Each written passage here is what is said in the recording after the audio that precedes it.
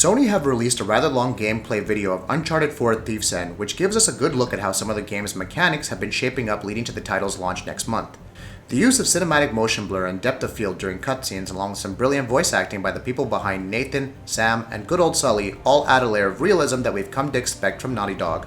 In many ways, Uncharted 4: Thief's End is shaping up to be a technical showcase for the PlayStation 4.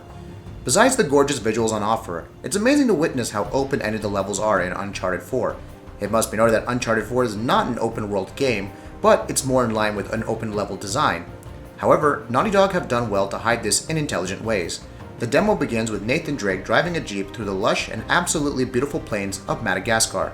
Don't be surprised if you end up standing for a number of minutes, doing nothing but staring at the insane amount of details the game has to offer. Naughty Dog's games have always been characterized by their attention and dedication to details. With Uncharted 4, they've taken it to an altogether different level.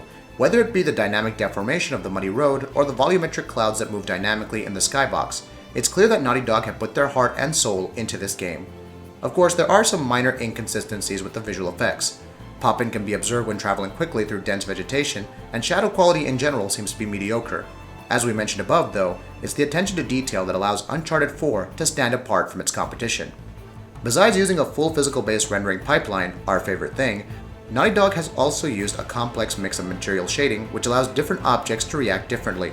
For example, the Jeep would get dirty with mud, but it would get cleaned up once you're in water, and Nathan Drake's clothes will get all muddied up with dirt over time. Along with the use of a complex global illumination solution and dynamic lighting with full support for screen space lighting and reflections, the end result is simply breathtaking at times. The texture quality is superb, even for objects such as rocks and trees. Draw distance is also simply phenomenal. All of this is nothing but a testament to the PS4's raw processing power, and to be honest, this doesn't surprise us given that Naughty Dog are at the helm of this game. Graphical details aside, the open-level design dramatically affects gameplay. First of all, larger areas encourage the player to explore the surroundings, which means an old ruin can hide a collectible or two. Furthermore, vehicle driving does not feel restricted as the player is no longer bound to a narrow and linear path. The demonstration in many ways reminds us of Metal Gear Solid 5: The Phantom Pain, not only in terms of how open the levels are, but some of the stealth elements seem to have been inspired from one of the best stealth action games of last year. Just like in Metal Gear Solid 5, Drake will now have the ability to tag enemies and take them down using stealth.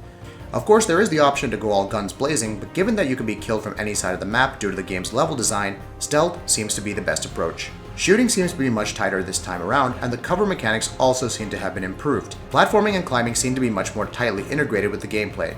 Rather than serving as a break of sorts in previous games, platforming is now a crucial element as to how you will approach a particular level in the game. Furthermore, enemies will now have indicators over the top of their heads, which once again reminds us of Metal Gear Solid. It will be interesting to see whether the developers will give the option to disable this, since it can get distracting for some players, specifically for those who want a bit of a challenge. Then there's the Grappling Hook. It could be a lot of fun, yes, but its implementation is somewhat laughable. There is no way that someone can pull that kind of stunt off every single time. It just feels out of place. Granted, this is a video game and the level design encourages you to use it whenever you can, but it seems to be just there for those wow kill moments. Judging by this demonstration, we're confident that the game will live up to expectations. The move to an open world design suits Uncharted more than Metal Gear Solid, and given how amazing the latter turned out to be, we're intrigued to see how some of the other levels are shaping up in the final game. It will also be interesting to see what kind of sacrifices the developer has made to achieve such amazing attention to detail and image quality. We'll be back with our full review and technical analysis when Uncharted 4: A Thief's End launches on May 10th for the PlayStation 4. If you like what we're doing, please go ahead and click that subscribe button. See you soon!